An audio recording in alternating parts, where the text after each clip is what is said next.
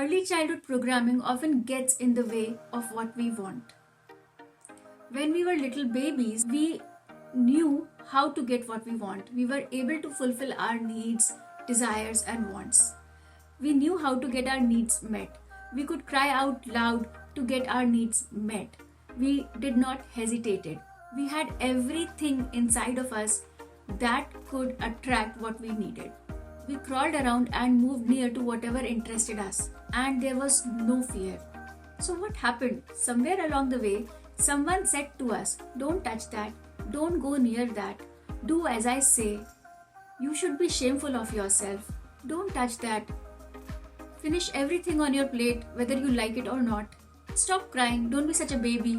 Be quiet right now. Sit straight." Then, as we got a little more older, we heard statements like, "Money doesn't grow on trees, you cannot have everything that you want. Stop being so selfish, stop doing what you're doing and come here and do what I want you to do. Don't embarrass us," and stuff like that. The lesson here is don't live someone else's dreams. After years of listening to these commands and statements, we lost touch with what we needed and we lost touch with the desires of our hearts. And we got stuck figuring out what other people want from us and how we can meet their needs in order to get their approval of us, in order to get love from them. As a result, we now do a lot of things that we don't want to do.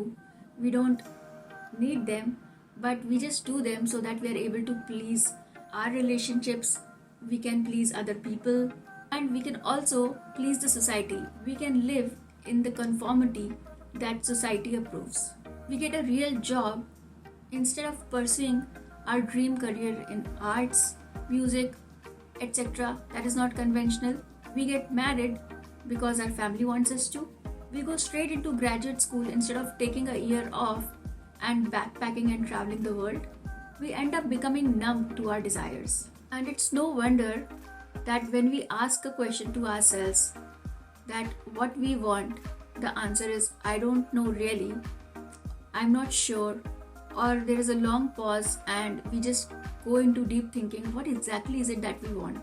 There are too many layers of "I should," "I have to," "I ought to," "I better do this," piled on top of each other. And we really need to list them all out, move them all away, and dig deeper to know what we really want. How do we really find out and reclaim what we truly want, desire, without feeling that guilt, shame, or inhibition? Well, you can start off by honoring every single preference you have in a given situation, whether it is very small, and you can start really small. Don't think of your preferences as petty. They might be petty for others, but not for you. And the real solution is to stop settling for anything less than what you want. If you want to reclaim your power and get what you want, you really need to stop saying "I don't care," "I don't know what I want," or "it doesn't matter to me." And this is a constant habit that you will see or notice yourself fall into. And every time you need to remind yourself, let me find out what I want, let me follow through, I care about what I want, it does matter to me. So these are few of the statements that you need to keep reminding yourself time to time until it becomes your very second nature. When you are confronted with a choice, know your preference, take time to think about your preference and choose that. Know that you have a choice. No matter how small or insignificant, act as if you have a choice and choose. Ask yourself this: if I did know what it would be, if I did care, what would I prefer? If it did matter, what would it rather be? Sometimes we just give up because we feel as if we don't have a choice. So ask yourself these questions and you will get some sort of a clarity. Not being clear about what you want because you've been putting other people's needs and desires before yourself is one of a habit. Not being clear about what you want because you've been putting other people's needs and desires before your own is simply a habit. And this can be broken down by practicing opposite habit. One of the easiest ways to stop settling down, get clarity about what you truly need and desire, get clarity on your vision, is to list down 30 things that you want to do, 30 things that you want to have, and 30 things that you want to be before you die. This is a great way to set the ball rolling.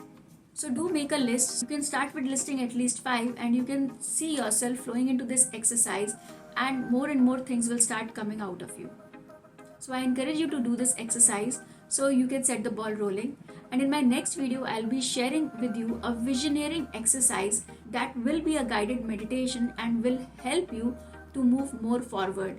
And definitely this is one step before you can do your visioneering exercise so that you can set the ball rolling. So I will see you in my next video, and definitely if you're liking these videos, to subscribe my channel and share it with many others. Drop in some comments and let me know what else do you want, how I can help you more.